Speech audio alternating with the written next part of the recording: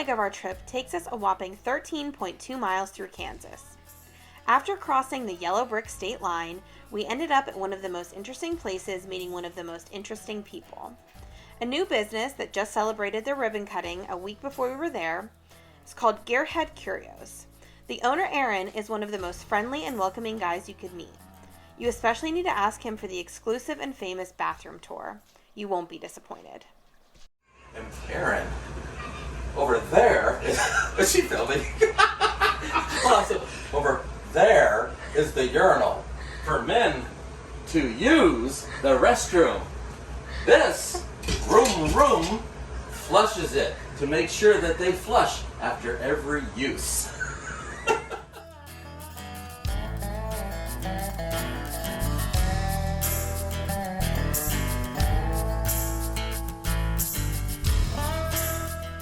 Route 66 through Kansas is well known for being the very first section of the route that was paved.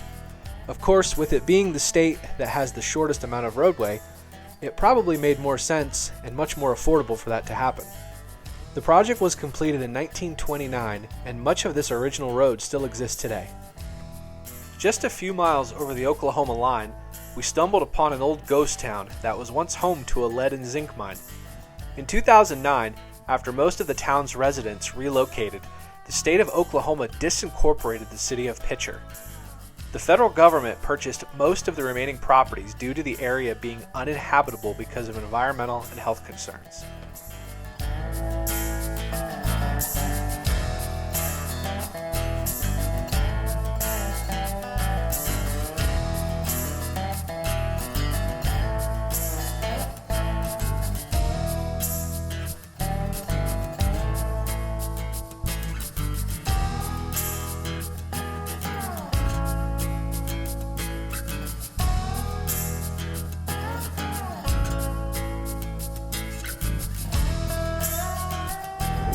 We're on an old 9-foot wide section of Route 66 between Miami and Afton. You can see the old road. There's some concrete curbs and stuff. It's pretty rough. The book says if you're afraid to get your car scratched and dent, don't take this route. But we're in a Jeep. You don't care, right? We're in a Jeep. We're in a Jeep and a homemade trailer, so whatever. But it's a really cool road. Why is it called the Ribbon Road? Because it's literally, so get out or stop. You see and there, that's the road. So they paved just the center. Yep. And left the dirt everywhere else? Yep, that's what they could afford.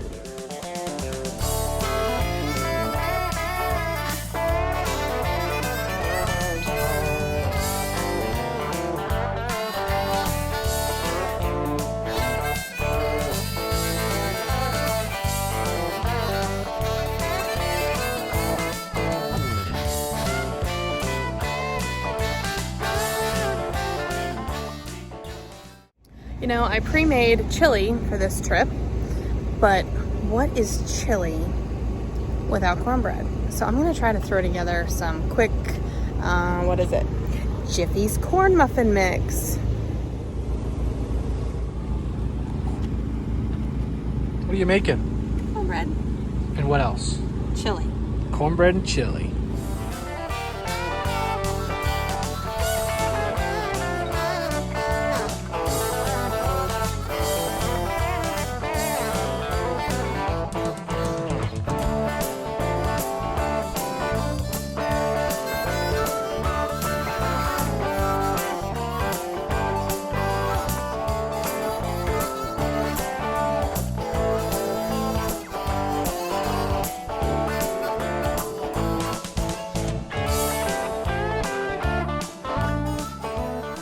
Okay, well, we just got here to this intersection and there's a sign that says we are 1,501 miles to Santa Monica. So we are I finally feel like we're getting there because it's been a long few days. From our place, we're about halfway to California, but we're still not quite halfway on Route 66 yet. Another couple hundred miles yet.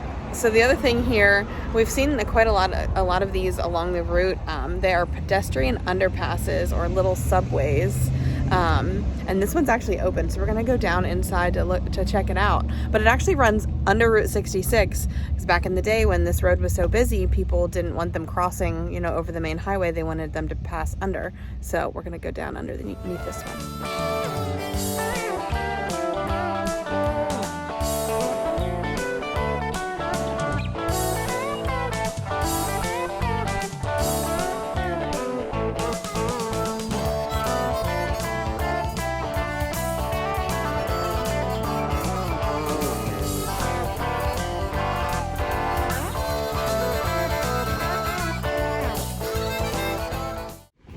All cleaned up from nice warm showers at Planet Fitness.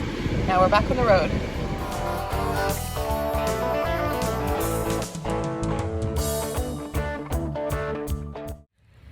We finally made it to see the blue whale at Catoosa. I'm so excited. And of course it's raining again. But we're prepared. We have rain jackets and Crocs. And an umbrella.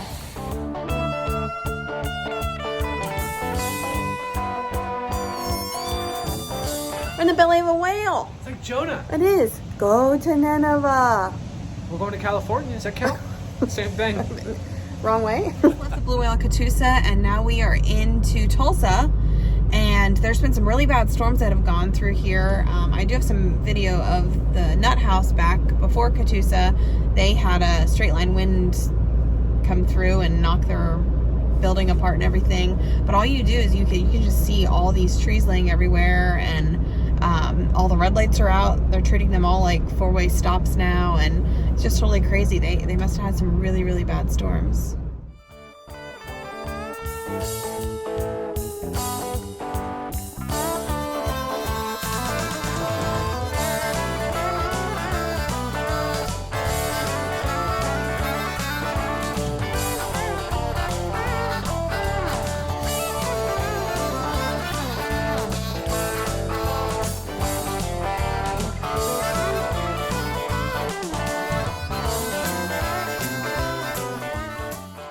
Crazy as Tulsa is probably on a normal day, this is even crazier. We're actually having a really hard time staying on Route 66 here because there's power lines down and trees down everywhere, so they have a lot of the roads closed. But we're still trying to see all the points of interest, but it's really just difficult to stay on Route 66 this entire time. And we're trying to stay out of the workers' way, because nothing worse than an emergency scene than tourists like us trying to get around. Yeah.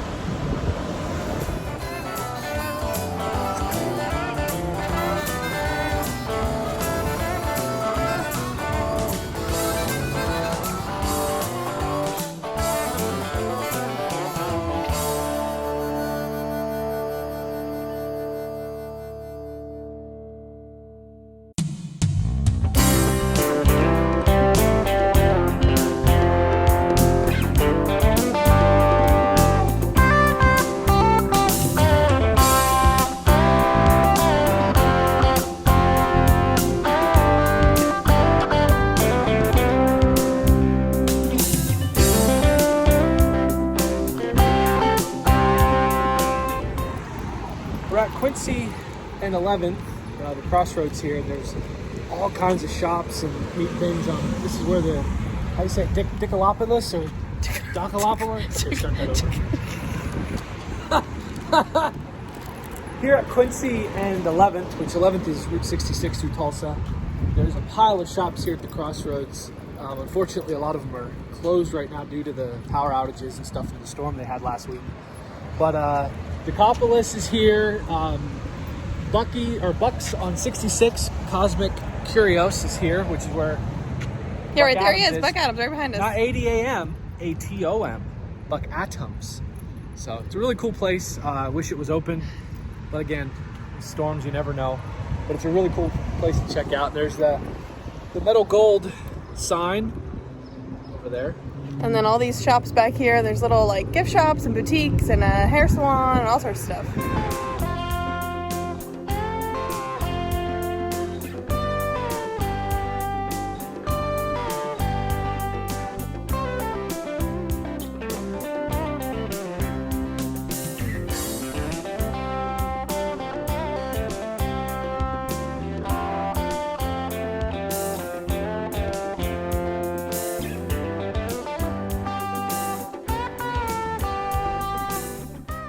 After leaving Tulsa, we continued west to the hometown of Jerry McClanahan. Jerry is the author of the invaluable Easy 66 Guide.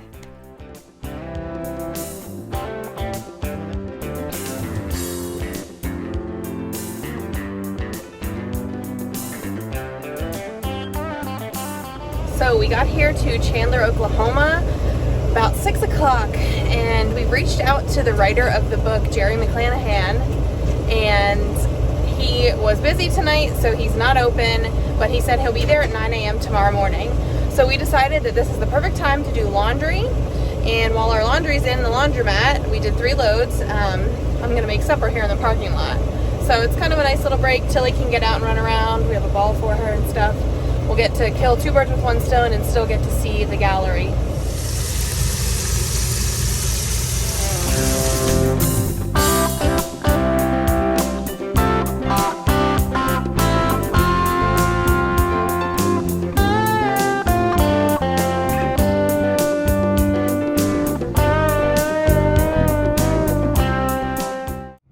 Another day, another Walmart. We got all of our laundry done. We got everything put away. A little more organized, which is good because a tiny little camper gets really unorganized really fast. And now we're gonna go in here, use the bathroom, get a couple things, and then hit the hay.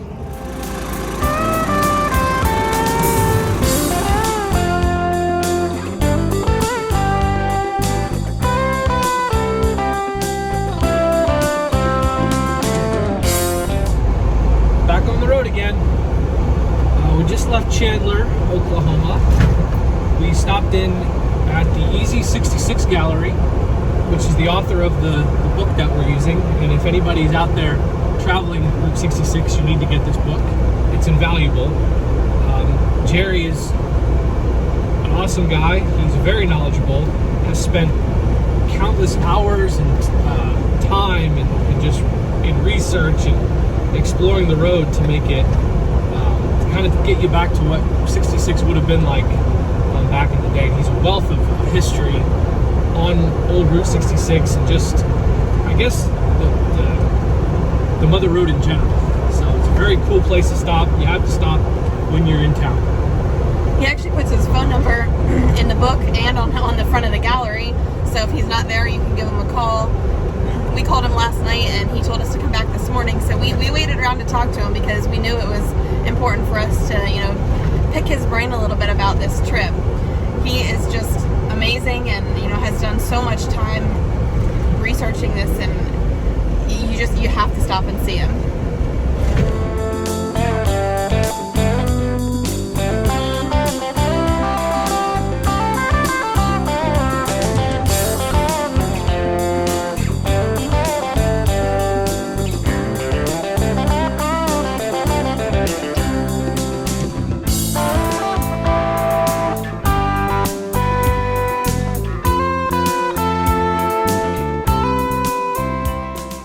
So we just swung in here to this new Pops location. It's a gas station, but they also have, as many soda varieties that you could even imagine. It's pretty modern, but it does have the Route 66 vintage feel.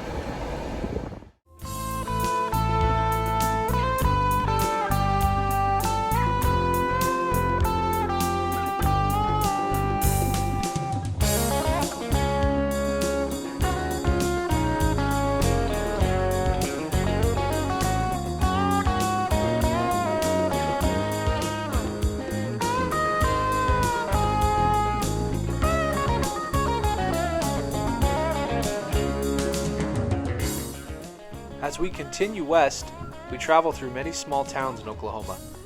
Something we really loved was getting out on some of the old dirt portions of Route 66. The recent rainstorms made them more like mud roads, but there's nothing quite like that western red dirt.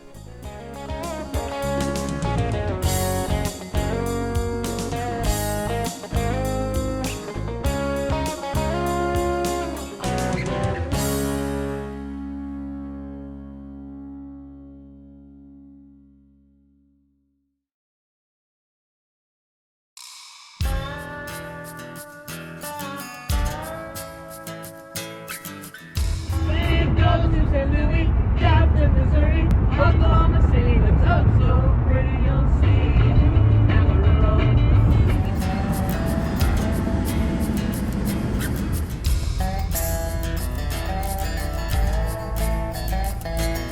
headed west through Oklahoma, and we are about to get hit with a really crazy storm. So hang tight and see how we come out of this.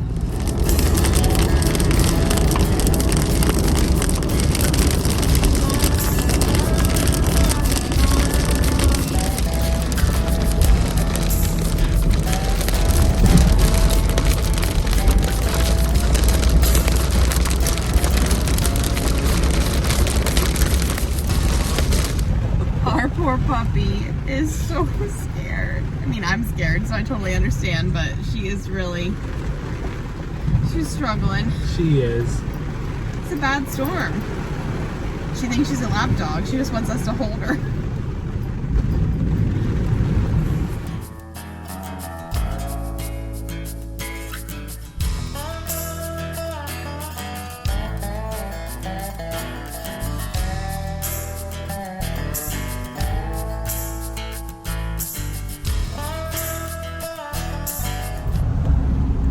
Well, we made it, and now the sky is incredible. Tilly almost didn't survive. She was clawing my leg to death, and then she moved over to Jared's lap for a little while, but that was really crazy, but super cool experience. It was. Back east, we have mountains and lots of forest to break up incoming storms. But here in the plains of Oklahoma and the Midwest, it is much more common to be caught in the middle of an intense storm, or even possibly the path of a tornado.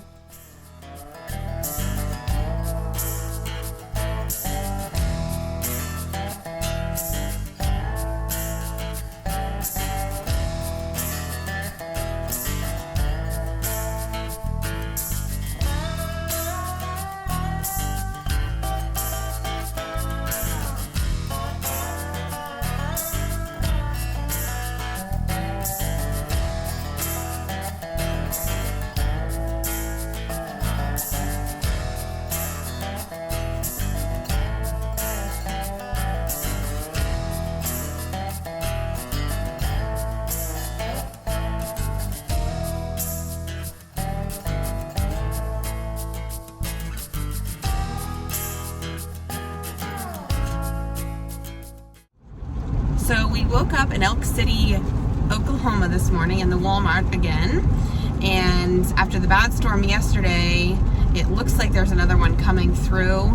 We were going to stop at this Route 66 museum, but I think we have decided that we're going to just get out of town to avoid this storm, just because of Tilly being left in the camper while we're in the museum, and just trying to avoid it altogether. So we're getting out of Dodge.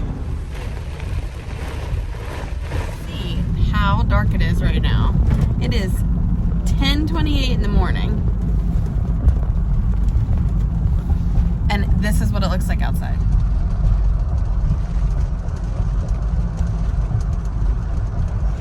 Here we go again. We didn't quite make it, so we're tucked in behind a big building trying to take shelter, but we'll see how this one turns out.